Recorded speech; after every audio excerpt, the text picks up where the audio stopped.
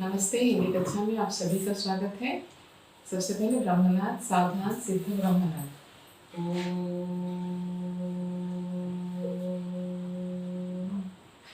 शांति शांति शांति। स्वस्थ। आज हम व्याकरण का एक पाठ पढ़ेंगे। पाठ का नाम है ध्वनियों का उच्चारण। हम जो विभिन्न प्रकार की ध्वनियाँ जो हम बोलते हैं उसका उच्चारण अलग अलग जगहों से होता है और उसका अलग अलग नाम है। किसी को हम किसी वर्ण का उच्चारण करते समय हम जिह्वा का प्रयोग करते हैं, किसी में ओठ का और किसी में नासिक, इस तरह से। लेकिन आज हम पढ़ेंगे ध्वनियों का उच्चारण।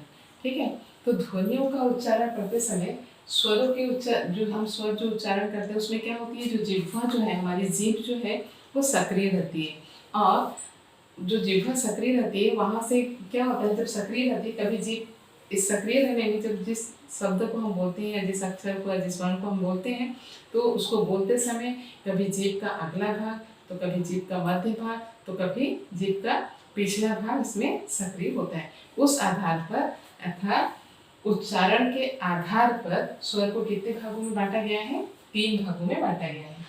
किसके आधार पर? उच्चारण की दृष्टि से। ठीक है, देखो स्वरों के उच्चारण में जिह्वा सक्रिय होती है, कभी जीभ का अगला भाग, कभी जीभ का मध्य भाग, कभी जीभ का पिछला भाग। ठीक है, उच्चारण में सहायक होता है। इस प्रकार स्वरों के 3 भेद होते हैं। अर्थात ये परीक्षा में आता है कि उच्चारण की दृष्टि से स्वरों के कितने भेद होते हैं? तो उच्चारण की दृष्टि से स्वरों के 3 भेद होते हैं। क्या? अग्रस्वर, मध्य स्वर और पश्च स्वर। अग्रस्वर क्या क्या है? ई, ए, ऐ। ये क्या है? अग्रस्वर है। अर्थात इसको बोलते समय जीभ का अगला भाग, आगे का भाग काम करता है। देखो ई, ए, ऐ, आगे का भाग काम करता है। मध्य स्वर, देखो मध्य स्वर क्या है? अ, अर्थात ये जीभ का मध्य वाला भाग इसमें सक्रिय हो रहा है, इसलिए ये मध्य स्वर। पश्च स्वर क्या है? देखो इसमें जीभ का पिछला भाग काम करता है। क्या? जैसे देखो उ, ओ, औ और आ। इसको बोलते समय जीभ का पिछला भाग सक्रिय हो रहा है, इसलिए इसको क्या बोलेंगे?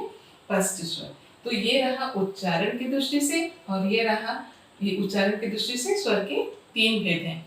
फिर उच्चारण में लगने वाले समय के आधार पर, उच्चारण में लगने वाले समय के आधार पर स्वर के कितने भेद हैं? 2 भेद हैं। ठीक है, क्या क्या? हर्ष स्वर और दीर्घ स्वर। स्वर कितने हैं? पूरे स्वर कितने हैं हमारे हिंदी भाषा में?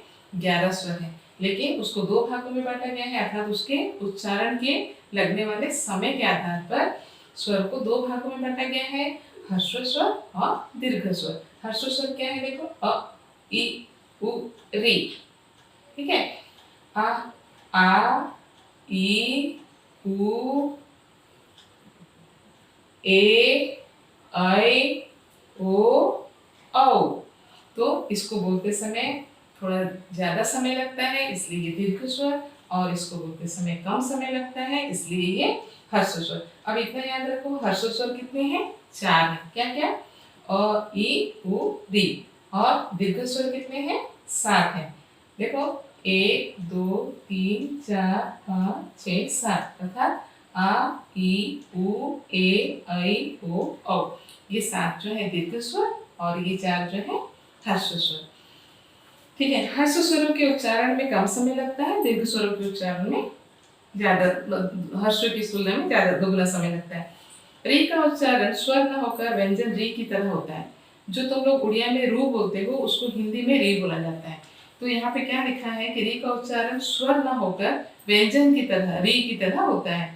फिर भी वर्णमाला में यह स्वर के रूप में गृहीत है, इसे हर्ष माना जाता है।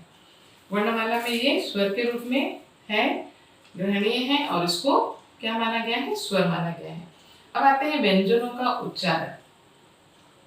व्यंजनों का उच्चारण जानने के लिए पेज नंबर 6 देखिए। पेज नंबर 6 देखिए, हम इसको पढ़ रहे हैं, आप ध्यान से सुनिए बस। व्यंजनों के उच्चारण में उनका स्थान और उच्चारण की चेष्टाएं या प्रयत्न प्रमुख होती है। व्यंजनों के उच्चारण में क्या होती है? उनका स्थान और उच्चारण की चेष्टाएं व्यंजनों के उच्चारण में उनका स्थान और उच्चारण की जो चेष्टाएं होती है वो चेष्टाएं या प्रयत्न जो है वो मुख्य होती है। ठीक है, जैसे उच्चारण स्थान क्या क्या है देखो, ऊंट, दांत, वस्त्र, मृदा, तालु, कंठ और काकल स्थान है। इनके आधार पर व्यंजन जो है द्विओष्ठ्य, दंतोष्ठ्य, दंत्य, वत्स्य, मूर्धन्य, तालव्य, कंठ्य और काकल्य होते हैं। उच्चारण प्रयत्न क्या है, फेफड़ों से आने वाली हवा को विभिन्न रूप देने के लिए उच्चारण अव्यय जो प्रयत्न करते हैं, फेफड़ों से जो हवा बाहर आती है उसको विभिन्न रूप देने के लिए जो उच्चारण अव्यय जो है हमारे, वो जो प्रयत्न करते हैं उन्हें उच्चारण प्रयत्न कहते हैं। जैसे स्पर्श संघर्षी, नासिक्य, पार्श्विक, लुंठित, उच्छिष्ट, संघर्षी और अर्धस्वर क्या है, ये प्रयत्न है। तो अब देखते हैं हम क्या क्या प्रयत्न उच्चारण कैसे कैसे किया जाता है। देखो स्पर्श व्यंजन क्या क्या है। स्पर्श क्या है, मुख विवर में दो स्थानों का परस्पर छूना स्पर्श कहलाता है। मुख विवर में दो स्थानों का अंदर में, मुख के अंदर दो स्थानों का परस्पर छूना क्या कहलाता है, स्पर्श कहलाता है। अतएव क्या क्या है देखो, क, त, प, ब आदि स्पर्श ध्वनियां हैं। क्या क्या स्पर्श ध्वनियां हैं, क, त, प, ब, ये क्या है स्पर्श ध्वनियां। स्पर्श ध्वनियां क्या क्या है, चार है, क, त, प, ब।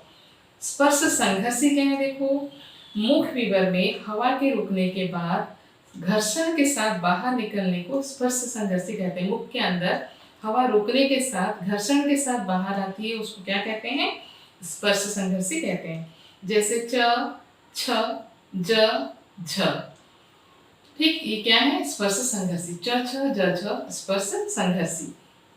नासिक्य, हवा के नासिका मार्ग से निकलने से नासिक्य ध्वनियां उच्चारित होती हैं। और मैं आपको पहले बता चुकी हूँ कि हर वर्ग का जो पंचम वर्ण है वो नासिक्य वर्ण है, नासिक्य व्यंजन है। क्या क्या, अंग,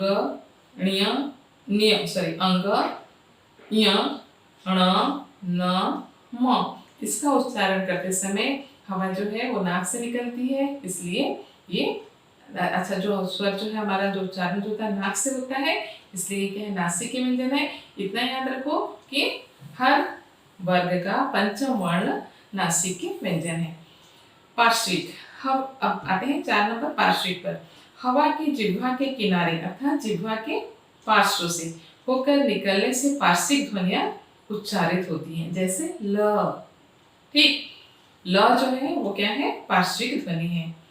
लुंठित, जीभ का अग्रभाग, जीभ का जो हमारा अग्रभाग है मसूड़े के पास 2-3 बार हिलने से लुंठित ध्वनि उच्चारित होती है। लुंठित अर्थात जीभ का अग्रभाग जो है वो मसूड़े के पास, मसूड़ा समझते हो, जो दांत के ऊपर का जो भाग है उसको मसूड़ा कहते हैं। मसूड़े के पास आकर 2-3 बार हिलने से लुंठित ध्वनि जो है वो उच्चारित होती है। जैसे र के उच्चारण में जीभ जो है मसूड़े के पास आकर रगड़ खाती है, क्या हिलती है। उच्छिष्ट क्या है, जीभ की नोक उलटकर अर्थात हमारे जीभ का जो आगे का भाग है उसको नोक बोला गया है। जीभ का नुकीला भाग को उलटकर कठोर तालू से टकराकर आगे की ओर फेंकी जाने से उच्छिष्ट ध्वनियां उत्पन्न होती हैं। जैसे ड़, अढ़, ड़, अढ़, ये क्या है उच्छिष्ट ध्वनियां हैं। आगे देखते हैं संघर्षी, मुख का मार्ग संकीर्ण होने से हवा घर्षण अर्थात रगड़ खाकर निकलने से संघर्षी ध्वनियां उच्चारित होती हैं। ऐसी स्थिति में हवा में प्राणता आने से इन्हें उष्म ध्वनि भी कहते हैं। जो संघर्षी है उसमें क्या होता है, संघर्ष के कारण उसको हवा में क्या आ जाती है, प्राणता आती है, इसलिए उसको उष्म ध्वनि भी कहते हैं। जैसे कि श, स, ऐसी ध्वनियां क्या है संघर्षी ध्वनियां हैं। अर्ध स्वर, इनके उच्चारण में स्वर और व्यंजन दोनों के लक्षण मिलते हैं। अर्ध स्वर जो है उनको उच्चारण करते समय स्वर और व्यंजन दोनों के लक्षण मिलते हैं। जैसे य और व। व्यंजनों के उच्चारण के और 2 आधार भी हैं, जैसे प्राणत्व और स्वर तंत्रियों में कंपन। उच्चारण में 2 आधार और भी उच्चारण के क्या क्या है, प्राणत्व और स्वर तंत्रियों में कंपन। प्राणत्व या श्वास प्रवाह में शक्ति या मात्रा के आधार पर प्राणत्व या श्वास प्रवाह में अर्थात जो हमारी हवा जो मुख से जो हवा जो है बाहर निकलती है उसके आधार पर ध्वनियां अल्प प्राण और महाप्राण होती है। पहला है क अल्प प्राण है तो ख महाप्राण है, अर्थात क जो है अल्प प्राण है तो ख महाप्राण है और ह जो है वो प्राण ध्वनि है। स्वर यंत्र की स्वतंत्र तंत्रियों में कंपन के आधार पर ध्वनियां अघोष या सघोष होती है। क अघोष है तो ग सघोष है। इसके लिए हम आपको इसको समझा देंगे, सघोष, अघोष और अल्प प्राण तथा महाप्राण। घोष,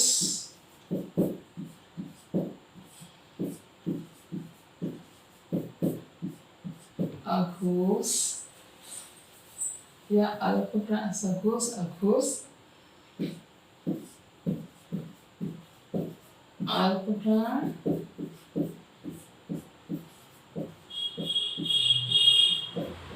महाप्राण।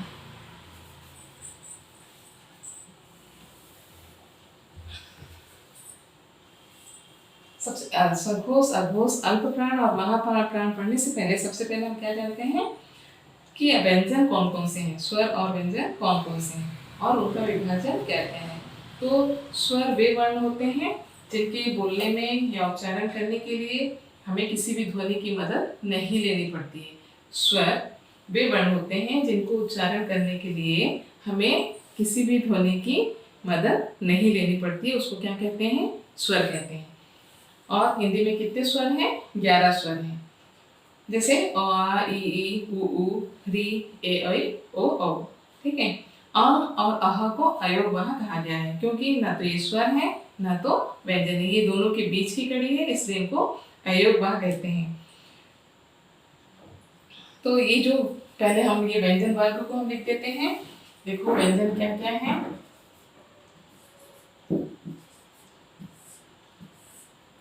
क वर्ग,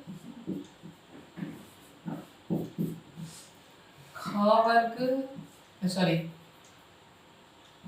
च वर्ग, ठीक है। उसके बाद ट वर्ग,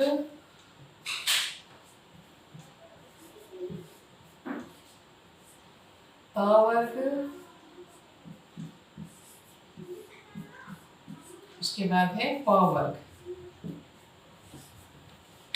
कभी कभी आपको प्रश्न आता है कि न जो है न किस वर्ग में आता है, तो आप क्या बोलोगे, प वर्ग में, क्योंकि प फ ब भ म जो है किस वर्ग में आएगा, प फ ब भ म।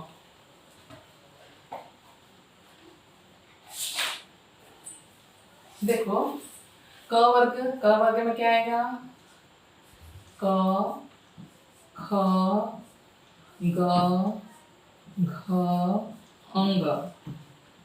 इसमें आपको हम सघोष, अघोष, अल्प प्राण, महाप्राण दोनों समझा देंगे, ठीक है। च वर्ग में देखो च, छ, ज, झ, ञ। त, ठ, द, ढ, ण। त वर्ग देखो त, थ, द, ध, न। और ये प, फ, ब, भ, म। इसके अतिरिक्त अंतस्थ व्यंजन क्या है, अंतस्थ है य, र, ल, व। ये अलग है, इसमें नहीं आएंगे, ठीक है। अंतस्थ व्यंजन अलग से है। इसके अतिरिक्त ऊष्म व्यंजन क्या क्या है, ऊष्म व्यंजन क्या क्या है, तालव्य, मूर्धन्य श, तालव्य, मूर्धन्य श और दंत्य श और ह। ये क्या है, ऊष्म व्यंजन, ठीक है। ये व्यंजन संघर्षी भी कहे जाते हैं क्योंकि इसके उच्चारण में हमें हमारी जिह्वा जो है वो संघर्ष होकर निकलती है। अब देखो इसको हम क्या करेंगे, नंबर दे देंगे। ये जो है क ख ग घ ग, ये जो है ये स्वर के साथ लिखे गए हैं।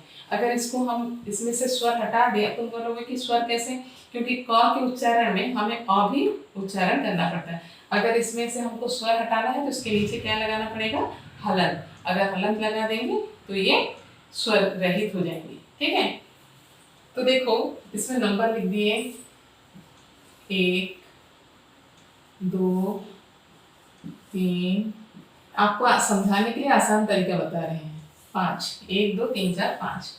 ठीक, तो अब आप देखेंगे इसमें सघोष और अघोष। घोष का अर्थ, पहले घोष का अर्थ जान लो। घोष का अर्थ होता है नाद, आवाज। ठीक है, नाद, स्वर या आवाज। तो वर्णों का उच्चारण करते समय हमारे आवाज में कोई कंपन ना हो, अगर जिस वर्ण का उच्चारण करते समय हमारे आवाज में कोई कंपन ना हो तो वो क्या कहलाएंगे, अघोष। ठीक है, घोष का अर्थ क्या है, आवाज, नाद, स्वर। लग गया अर्थात नहीं हो, अघोष अर्थात ना हो तो वो क्या कहलाएंगे, अघोष कहलाएंगे। तो अघोष क्या क्या है, अघोष है, अघोष क्या क्या है, सभी वर्ग के पहले और दूसरे अक्षर तथा ऊष्म व्यंजन 3, अर्थात सभी वर्ग के पहले और दूसरे अक्षर, ये क्या है, अघोष है। क्या क्या, ये और ये जो है अघोष है। और उसके साथ क्या है, ये 3 भी ऊष्म व्यंजन, ये क्या है, अघोष है। तो आप क्या बोलोगे, सभी वर्ग के पहले और दूसरे अक्षर तथा ऊष्म व्यंजन। ऊष्म व्यंजन क्या क्या, तीनों स्वर, ये जो तीनों स्वर है ये तीनों क्या कहलाएंगे, अघोष। ठीक, उसी तरह से सघोष। अब अघोष तो समझ गए, जिसमें नाद या स्वर का कंपन ना हो वो क्या है, अघोष है। और सघोष क्या होगा कि स्वर तंत्र में कंपन जिसमें होती है, जिन वर्णों का उच्चारण करते समय स्वर तंत्र में कंपन उत्पन्न होती है उसे क्या कहेंगे, सघोष कहेंगे। ठीक है, तो सघोष क्या हुए, ये जो 3 है, ये बाकी बच गए कितने, ये क्या हुए, सघोष। ये हुए अघोष, ये हुए सघोष। तो इसको क्या बोलोगे कि ऐसे अक्षर जिसको नहीं, क्या कहोगे कि सभी वर्ग के, सभी वर्ग था ये क च ट त प, ये वर्ग है, सभी वर्ग के तीसरे, चौथे और पंचम वर्ण क्या कहलाएंगे, सघोष कहलाएंगे। ये पहले और दूसरे क्या कहलाएंगे, अघोष कहलाएंगे। अर्थात क ख अघोष है, च छ अघोष है, ट ठ अघोष है, त थ अघोष है, प फ अघोष है, और ये तीनों स, ये तीनों से क्या है, अघोष है। और तीसरे, चौथे और पंचम जो है ये सब क्या है, सघोष है। आया समझ में। इसके आधार पर अल्पप्राण और महाप्राण। ठीक है, हाँ, इसके अतिरिक्त क्या है, अघोष में, सघोष में और क्या आ गया है, अंतस्थ व्यंजन य र ल व, ये भी सघोष है। क्या है, य र ल व, ये जो भी है ये भी किसमें आ गए, सघोष में आ गए। ये क्या हुए, सारे सघोष। अर्थात प्रत्येक वर्ग का तीसरा, चौथा, पंचम वर्ण जो है वो सघोष है। और इसके अतिरिक्त य र ल व, और इसमें से ह बच गया था, ये भी ह भी जो है ये भी सघोष है। आया समझ में। ये सब क्या है, सघोष है। अब इसके आधार पर हम देखेंगे अल्पप्राण और महाप्राण। ये समझ गया, अब सघोष, अघोष समझ में आया। जिसमें नाद उत्पन्न ना हो वो क्या है, अघोष है। और जिसमें नाद उत्पन्न हो वो क्या है, सघोष है। यह अघोष और ये सघोष। आया समझ में। जिसमें नाद उत्पन्न नहीं होता है वो क्या है, अघोष। जिसमें नाद उत्पन्न होता है ये है सघोष। ठीक, तो इतना याद रखोगे, सभी वर्ग के पहला और दूसरा जो वर्ण है वो क्या कहलाएगा, अघोष, और सभी वर्ग का तीसरा चौथा पंचम वर्ण वो सघोष कहलाएगा। तीसरा चौथा पंचम वर्ण के साथ अंतस्थ व्यंजन, ठीक है, और उष्ण व्यंजन का ह, ये सारे क्या है, सघोष है। और अघोष में क्या है, प्रत्येक वर्ग का पहला दूसरा वर्ण और साथ में उष्ण व्यंजन के तीनों स्वर, ये क्या है, अघोष है। ठीक, अब हम अल्प प्राण और महाप्राण पढ़ेंगे। अल्प प्राण का मतलब ही समझ में आ रहा होगा कि मतलब जिसको बोलते समय कम शक्ति या कम वायु निकले उसको क्या कहेंगे, अल्प प्राण। अल्प का अर्थ होता है कम या थोड़ा, ठीक है, और महाप्राण जिसको बोलते समय, महा का अर्थ होता है बड़ा, जिसको बोलते समय हमारी जो प्राण वायु है वो ज्यादा उच्चारित हो, ज्यादा निकले मुख विवर से, उसको क्या कहेंगे, महाप्राण। ठीक है, ऐसे अक्षर जिसको बोलते समय कम प्राणवायु मुंह से बाहर निकलती है उसे अल्प प्राण कहते हैं, और ऐसे कुछ वर्ण हैं जिसको बोलते समय हमारे मुख विवर से ज्यादा वायु बाहर निकलती है, उसको महाप्राण कहते हैं। अब यहाँ देखो, अल्प प्राण पहला, तीसरा और पांचवा। अब इसमें देखो अल्प प्राण क्या है, पहला, तीसरा और पांचवा। पहला, तीसरा और पांचवा जिसको बोलते समय कम वायु हमारे मुंह से निकलती है, इसको हम क्या कहेंगे, अल्प, ये जो है अल्प प्राण कहलाएगा। अर्थात इसकी परिभाषा याद रखने के लिए, अल्प प्राण को याद रखने के लिए, प्रत्येक वर्ग का पहला, तीसरा और पांचवा वर्ण क्या कहलाएगा, अल्प प्राण कहलाएगा। प्रत्येक वर्ग का पहला, तीसरा और पांचवा वर्ण जो है क्या कहलाएगा, अल्प प्राण कहलाता है। ठीक है, अल्प प्राण में और क्या जाते हैं, अल्प प्राण में अंतस्थ व्यंजन भी आते हैं। अंतस्थ व्यंजन क्या है, य, र, ल, ये भी अल्प प्राण में आएंगे। अर्थात प्रत्येक वर्ग का पहला, तीसरा, पांचवा और अंतस्थ व्यंजन ये क्या कहलाएंगे, अल्प प्राण कहलाएंगे। और उसके अतिरिक्त महाप्राण प्रत्येक वर्ग का, अब इसमें क्या बच गया, पहला, तीसरा और पांचवा तो आ गया अल्प प्राण, अब बच क्या गया, दूसरा और चौथा। ठीक है, इसलिए हम नंबर दे दिए, दूसरा और चौथा, ये जो बच गया ये क्या है, ये जो है ये महाप्राण कहलाएंगे। अर्थात प्रत्येक वर्ग का दूसरा, चौथा और क्या बच गया, उष्ण व्यंजन। ये उष्ण व्यंजन पूरे है ना, प्रत्येक वर्ग का दूसरा, चौथा और उष्ण व्यंजन चारों, अर्थात श, इसमें ह भी आ जाएगा, ये क्या कहलाएंगे, महाप्राण कहलाएंगे। ठीक है, तो ये अल्प प्राण और महाप्राण, सघोष और अघोष आपको समझ में आ गया होगा। ये हम आपको फिर से एक बार बता दे रहे हैं, पहला और दूसरा क्या है, अघोष है, तीसरा, चौथा और पांचवा क्या है, सघोष है। इसके अतिरिक्त पहले अघोष में और क्या आ जाते हैं, तीनों शब्द, उष्ण व्यंजन के तीनों शब्द जो है इसमें किसमें आ रहे हैं, अघोष में आ रहे हैं। इसके अतिरिक्त इसमें क्या आ रहे हैं, इसमें जो आ रहे हैं सघोष में क्या आ रहा है, तीसरा, चौथा और पांचवा वर्ण जो है वो सघोष है, और उसके अतिरिक्त अंतस्थ व्यंजन सारे और उष्ण व्यंजन का ह, ये क्या है, सघोष है।